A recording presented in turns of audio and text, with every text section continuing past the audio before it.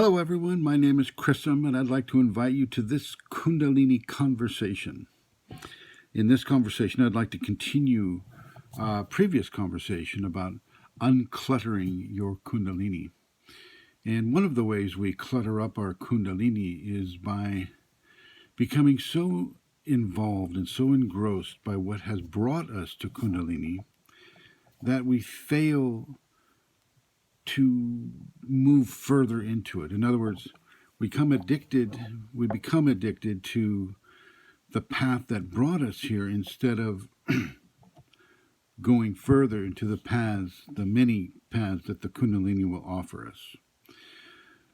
And so, in my opinion, hanging on to attachments that would have brought the Kundalini into your life would be similar to hanging on the attachments of childhood,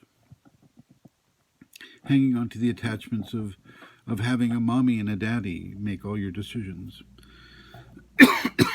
These types of attachments are not necessary for you to move forward.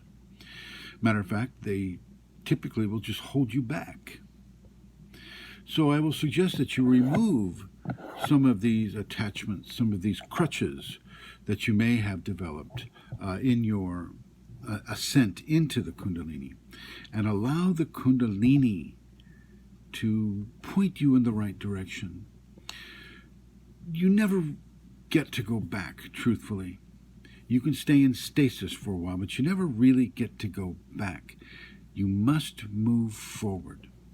And by moving forward, I'm suggesting that you take the chance and trust in your Kundalini process and let it move you forward into new pathways, into new understandings and new levels of grace as it comes through to you. I never got to stand still. I had to always get pushed forward. And that's not a bad way to go, because you learn how to survive, you learn how to thrive within your Kundalini awakening position. And this is what I'm talking about when I say unclutter your Kundalini. Clean up what it is you do and what it is you believe in. Put aside the old understandings of what you thought was real, what you thought wasn't real, what your belief system was. Put that aside and allow yourself to be reconstructed from within by your grace.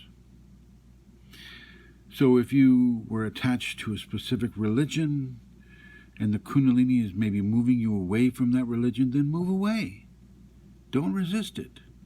Move away and go with what the Kundalini is beginning to show you. And this includes behaviors. If you were previously fairly unforgiving, well, then you become more forgiving. And you streamline that forgiving by bringing it into your life in a real-time fashion, a real-time way, with real people. Okay, and people perhaps that are close to you that you may have harmed, or they may have injured you in some way, and you forgive them. And the same thing goes for gratitude and tolerance and honesty. Streamline your life along the noble qualities of Kundalini expression. Put aside those things that may have worked well for you in the past, but no longer work well for you in the present. If you find yourself in a position where nothing is happening to you, and you've had the Kundalini for a while now, and nothing's really moving for you, well, then you have got to make the move.